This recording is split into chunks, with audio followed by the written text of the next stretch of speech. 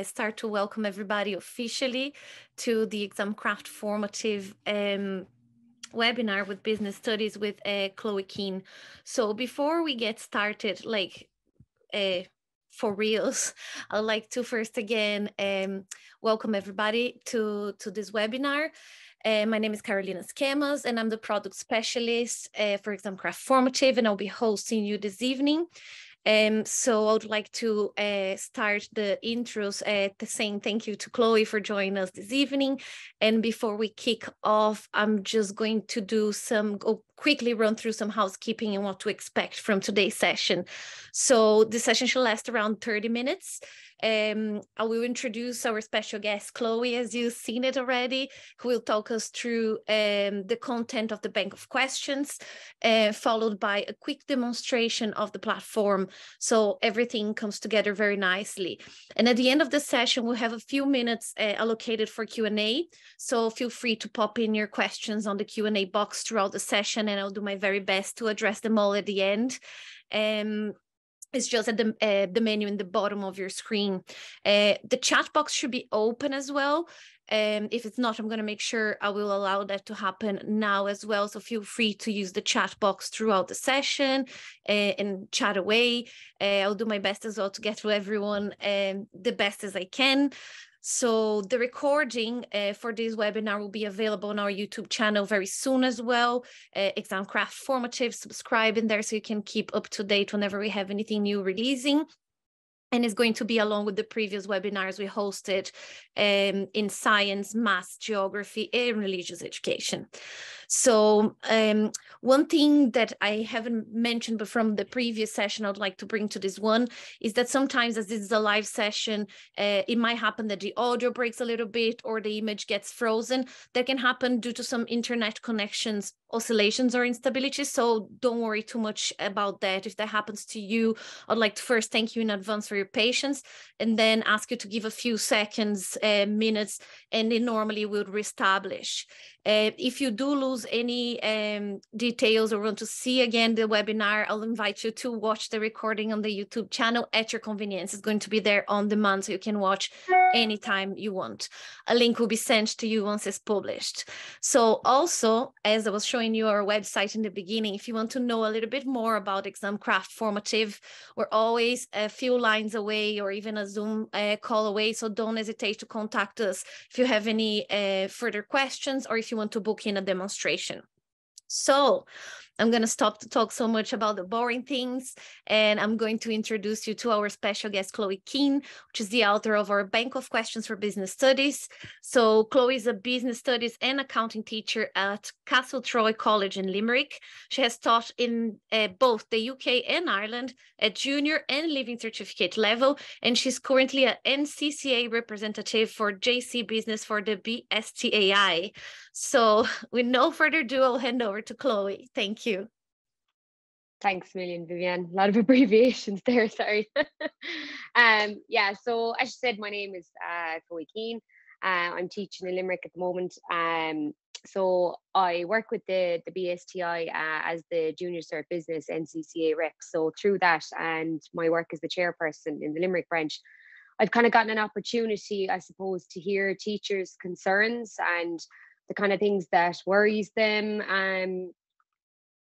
when it comes to Junior Cert Business. So I'm just going to share my screen with you there, and I'll go through a small presentation and just kind of the overview from the point of view of business studies on it. Can you just enable me there to share my screen if you don't mind, Vivienne? Thanks. Just while she's doing that, I suppose my interest in this work is through the time during COVID as teachers, we kind of moved to platforms where we were looking for ways to assess children. It was hard to do it from at home, and we needed to assess the levels they were at. So we kind of have been using learning platforms like places to do quizzes and multiple choice questions. And the hardest thing was getting the time to assess all the students. So I suppose that's where it came from. I'll just share with you now the presentations, which just bear with me a second. So I suppose, having taken on board the feedback, what I know I look for myself when I'm looking to assess students in class, we were trying to look at the curriculum and how we could break it down into topics. So what you would see if you were to log in there would be the screen here on your right, first of all, and then you can click here onto formatives and show you what's here on the left. So it breaks down the topics. So they're just the last ones you would have edited are the ones that come up first. Now Vivian will go through the platform and how it works itself. I'll just touch on it from the topics point of view. So I suppose the first thing is, what is the structure of it overall? So myself and the other content creators, what we were kind of looking at when we were breaking down the topics was we've broken them down into what we might look at from our subject plans or schemes of work for first, second and third year. And so we've broken the topics down, as you see here, for first year. And you'll see there's a number of questions that we've created that's listed there. We're still adding to that, so they'll increase as time goes on. But what the main thing is, it's listed what learning outcomes all of these topics and the strands that they link to. And then it also has listed the kind of things that will be assessed. So key terms, definitions, the different concepts within each topic, abbreviations. It goes on to calculations as we get on to second year. The bookkeeping cycle is there. And the same with third year, kind of touches on more of the economic side of things. So just to show you an example, I suppose, of how the website would work from your point of view and the kind of things that you'd be looking at. Firstly, when you're looking at just while it's waiting to load there, when you're looking at the content, we tried to take into account when we were breaking down the topics, the learning outcomes that link together. And how they overlap. And I suppose that's what Junior Cycle Business is trying to do. It's trying to create links between different learning outcomes so that students can apply the knowledge that they have from one learning outcome to the other. So we tried to link them like that. I suppose it's still loading there. I suppose if you were looking at it from the point of view of, I know in my school we do schemes of work based on the units of learning. So we might have unit 1, 2 and 3, and they might link 3 or 4 learning outcomes together. Sorry, I don't know why that's not working out. I'll actually go back through this way. So I suppose the example of how it breaks down, the thing that teachers are most, what's going on here? Sorry, always technical difficulties. Yeah, but what teachers have been concerned most about, I suppose, is it on the same level assessment as what they would be familiar with for the actual junior cycle program? Is it up to that standard? Does it follow what the state exams are expecting? What way is it broken down? Will there be a self-assessment option? And that's what we were trying to base it around. I'll just take you in here now that it's finally working. So the world of work, this is just an example of a topic, and this takes into account chapters like employment, volunteerism, the rights and responsibilities of employees. So you will see that all the topics are here, and then we have the correct answers will be chosen. There's a mark allocated to the different questions. So there is a self-marking there. You can assign this. You'll see that up in the top corner. You can assign this to students in your class, let it be a homework task, or maybe you have access to technology in school. You can give it to them as a class task in school if that's the case. You can also, if you wanted, you can click preview here, and you can see after you've created a question, if you wanted to add to it or change a question that would be already there in the bank of questions. You can preview it, and you'll see that there's a desktop, a tablet and a phone version. So if you have access to any of those technologies in class, or maybe students are allowed to use their phones in class, it could be at the end of a class or at the end of a topic. You just quickly want to assess them and see how they get on. And that's what it looks like from a student's point of view. The questions then, I suppose people ask, and I'll touch on this again, can they edit them? And Vivian will go through how the actual platform itself looks. But yes, any questions that are there, you can change the type of question that it is. So if you want it to be asked slightly differently, you could change the question that's available to you into a different format. So there's options for you there, as well as a bank of questions. And that's just it there as well.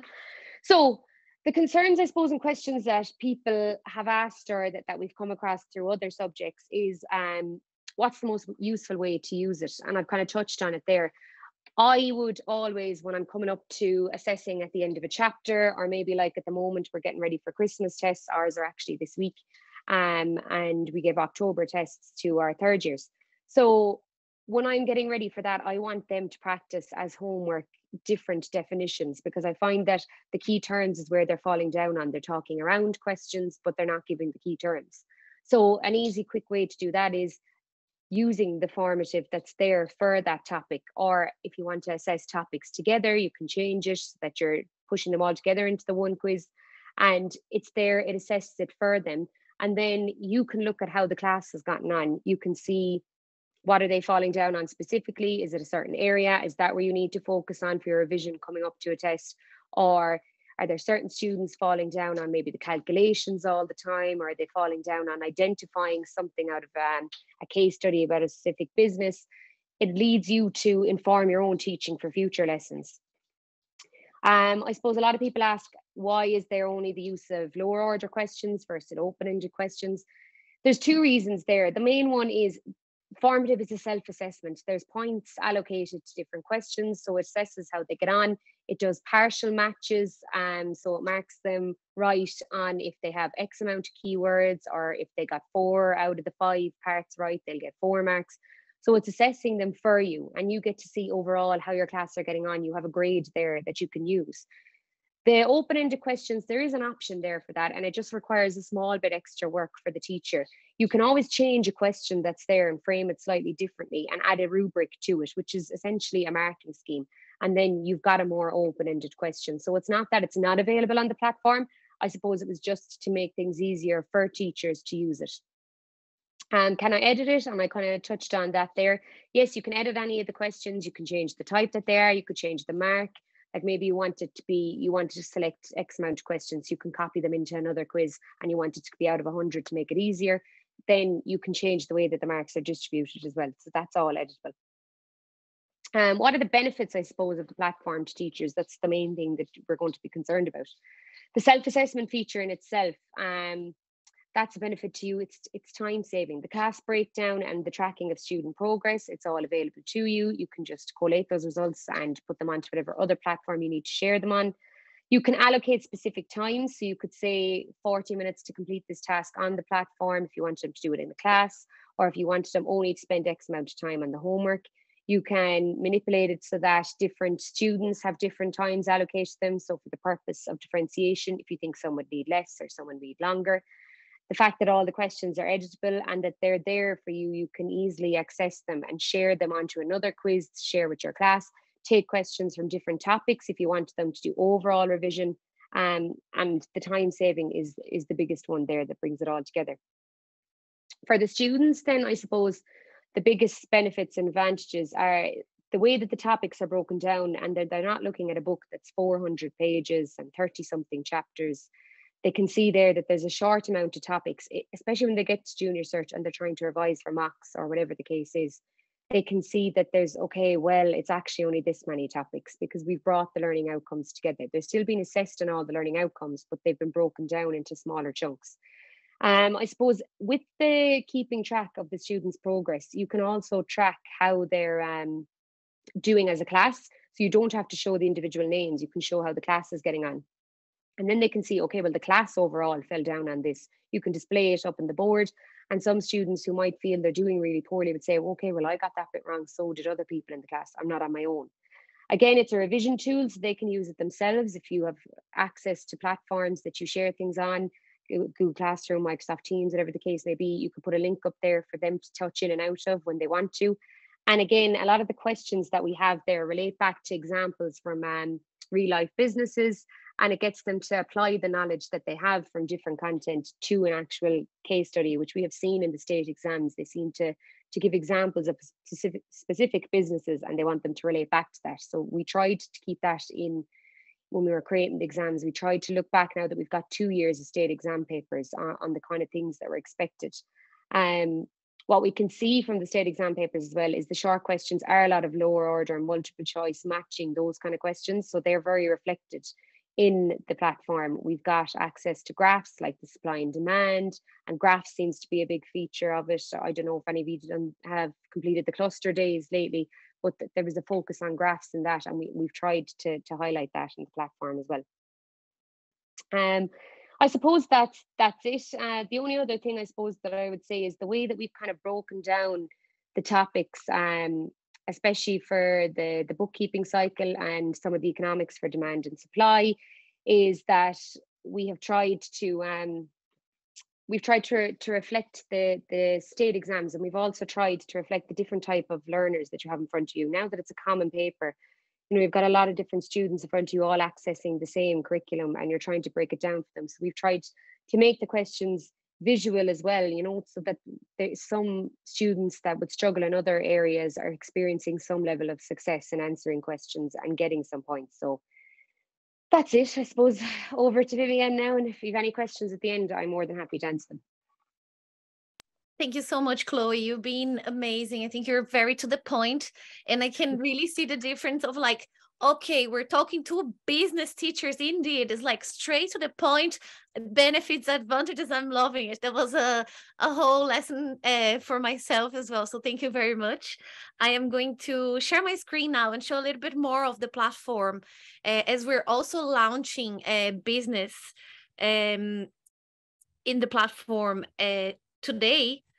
With the webinar, I am going to go through with you all on the process of importing the items from the library, which is our bank of questions, to your dashboard, to your formative, so you can start using it. I think that that's a very cool way to show a little bit of the platform in function. And then I'm going to also show you afterwards from other formatives, from other subjects that I've already got answered by students, to show you the reporting function, which I think it's something that Chloe touched that is very, very cool. So let's go for it. So once you log into your ExamCraft formative, this is your main dashboard. So it's going to pretty much show you all the lessons that you have been working on. It's going to be on this dashboard. But here on the left is where you access your formative. So I always like to think of this as your desk, and then in your desk you can have a few folders with some content inside. So it's nice to keep this always organized, so you can keep assigning and using the formatives on the best way. Here in classes, it's where you can import your classes, so where you can add your classes. You can do that so by adding the bottom here, and you can add manually, or you can roster sync. There is a very cool functionality that the synchronization with the LMS, such as Google Classroom and Microsoft Teams, allow us, which is to roster sync the classes. So for example, if you want to sync a roster with Google Classroom, you just click this button. It's prompting me to allow to connect with my apologize. It's asking me to connect to allow that with my email. I don't have that saved now in the computer, so I'm not going to go through typing in here, but I can show you one that I have already imported, which I'm going to show pilot class, so it don't get attached to any subject. And it has the G here, which is the Google Classroom symbol. So whenever you have any changes to this classroom, for example, you can easily edit the class, or you can resync with your Google Classroom. So any changes that are made into your Google Classroom, you can quickly, let's say, reflect them in ExamCraft formative in like 2 clicks. Also, the report section is where you can see the performance of your student. And there is also a very new feature of the platform that is not only the tracker, where you can go by classes and by formatives. Here, there's like a huge range of filters, so you can choose the date, the classes, the grades, the subjects, and formative types. So it's very cool to keep it, even your classes and your formatives, all organized. So it's very easy to filter when you want something.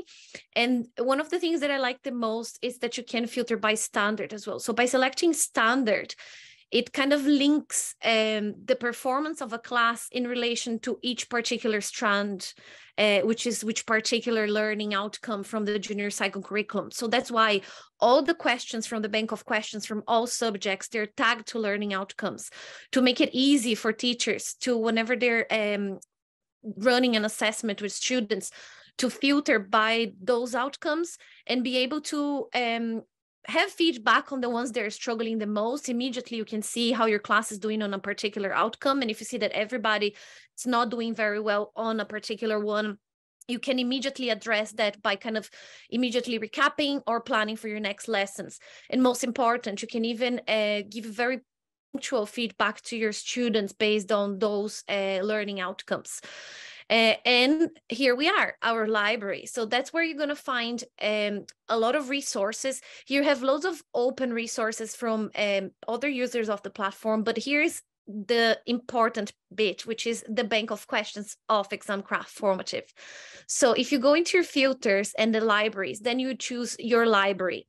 This will happen whenever your school is going to that. You're going to find the name of your school in there, and all the content that your school has subscribed, it will be available to you there. At the moment, we're doing the 30-day trial. So this is what we're using to show how the platform works. So I'm going to show you what's available for the 30-day trial users, free 30-day trial. So here you can see all the bank of questions that is available. And here you can see the newly launched JC Business, the bank of questions. And here you can see some of the topics that we made available to be tried on the 30-day trial. And for example, you can go in here and kind of see each of those formatives and kind of see the content of them. Here is giving you already the view on how, with the right answers, input on them and so on. And also you can view the library by scrolling here on the side as well and expanding each of the topics. But the most important thing is, let's say you want to use topic 2 with your students. So once you hit the plus button, you have automatically imported those formatives into your dashboard, and they will be here. Business topic 2, managing my money. So with that, you can assign a formative by clicking the plus into any of your classrooms that you have set. So let me find the pilot class. So you can hit the plus and select the classes that you want to assign that.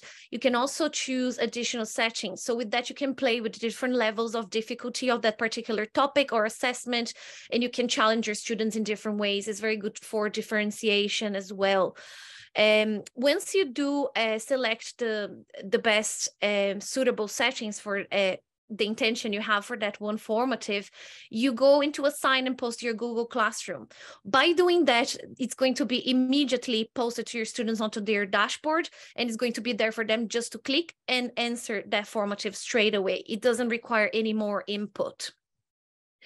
So I'm going to show you, once students have answered a formative, everything gets a lot more interesting. So I'm going to show you this one in climate change, which is a very current topic, even though it's not business, to show you how the responses will look like after you have assigned to a formative. We don't have one in business yet because we're launching. So it's very new for everyone. We're very excited. And this is how it look like. So independent of the questions or the subject, is very good because you can see, for example, in question 6, only 2 students have got it right. So all the other ones got it wrong. So it's very easy and very automatic for you to see what's happening. So by expanding that question, you can see exactly what each student has selected as their answer. And then this way you would probably guess what have went wrong, or you can have a grasp of what exactly on that topic they're not getting it. So again, with the view responses, you can also add feedback to your students. So you can go into Aoife's Aoife formative, and in there, for example, you can see one that she didn't get it right. Aoife seems to be really good, and she got it probably all right. But let's say that you want to kind of give feedback on this one. So you can also give a feedback to Aoife after she has submitted her assignment, like a delayed feedback. And then the new feature of reports that I kind of skipped it completely is the progress one, that you can see the progress by standards, by teacher or by student. So you can see which standards it's not doing very well, or by students. So I'm just going to see, I'm going to find Aoife, and I'm going to put Aoife here for you, all classes, and I'm going to put her for last half year. So by this, running this report, it's going to show what is the trend in terms of like to each strand, how is she doing, if she's going down or if she's going up on her journey on each particular strand, and how many questions and so on how she's doing. So it does give very granular detail about a student's learning journey. So that should be very, very useful to students. So I think that this is kind of an overall platform, overall overview of the platform. And I think I'm going to start taking some questions from the audience. I think probably a few of them I have already answered with this quick demonstration. So I think there is one here that I'm going to pass it on to Chloe, because she asks, in regards to syllabus, do you cover cash and bank column in the analyzed cash book? As this is a very specific question for your subject, I have no idea how to answer to that. So I'll leave it to you, Chloe. Thank you. No, that's okay. Yeah, no, we do have a few questions. Well, there's a good few questions on the analyzed cash book. There's currently over 50 questions just on bookkeeping. And that's mainly just budgets, analyzed cash book, and the final accounts. So we have a lot of fill in the blanks for that. There's a lot of calculation questions, balancing questions. So yeah, it definitely covers the bank or the cash column in the analyzed cash book. Yeah. Super. And I have another one for you, Chloe, once you have been so to the point. Is there any images in the quizzes? The content is very new, so I haven't even seen myself, so I can't answer to that.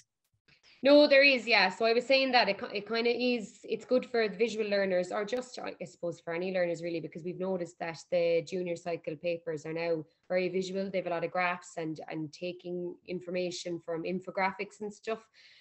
Yeah, there is. So for example, in learning outcome 1.1, when it's got to do with resources, we have images of different resources. So they have to identify whether they're financial, human capital, and the factors of production. There was another example there where they have to identify what the factors of production are and the rewards based on images given. So they're just two examples that came to my head there. That's perfect. Thank you so much, Chloe. And there is a few other questions in here. So one, it was in relation to, so you can post an assignment on Google Classroom and link the results to Google Classroom. Yes, you can. There's a feature for Google Classroom that is called Grade Pass Back, that you can use that to feed back then the results from Examcraft Formative into your Google Classroom. So there is another question here in terms of like, what are the advantages in relation to quizzes and lessons? I am aware of quizzes, or what it does, but I'm not aware of lessons. That's a platform I haven't heard of. But what I can tell you, like in terms of all the other platforms, they're available for formative assessment. The main differentiation, oh God, I cannot say this word at this time of the night anymore, but you know exactly what I mean. What it differentiates Examcraft Formative from the other platforms that are available there that facilitates formative feedback and assessment is the bank of questions. The platform itself has been running for over 10 years, and it's been it's global. It's being used global. So the difference is that we created the bank of questions with our expert teachers for the Irish curriculum, and all the questions are in alignment with the new junior cycle curriculum, and they're tagged to the learning outcomes. So all the functionalities of the platform into providing live real-time feedback and opening feedback loops and so on, into enabling formative assessment, hence the name of the platform, enabling the formative assessment. The second layer to that is the bank of questions created for the Irish curriculum. So that is really what is going to save the teachers time into kind of looking for resources and kind of creating, let's say, this process on how to apply the formative feedback, and is going to make the teachers' lives much easier when applying the formative feedback and the formative assessment to students, and embedding the digital resources into their teaching and learning practices. So the idea of this platform was designed to make the teachers' lives easier, and we understand as well that it's hard sometimes to kind of try to embed a different resource or try to learn something new. So the idea of Examcraft Formative is to really help the teachers to tackle all of those around the fronts. That's why as well we really stress on how quick and easy is the onboarding and how amazing is the integration with Google Classroom and Microsoft Teams, because that really, really helps on streamlining that. Also, there were some questions about the prices and about the value to it.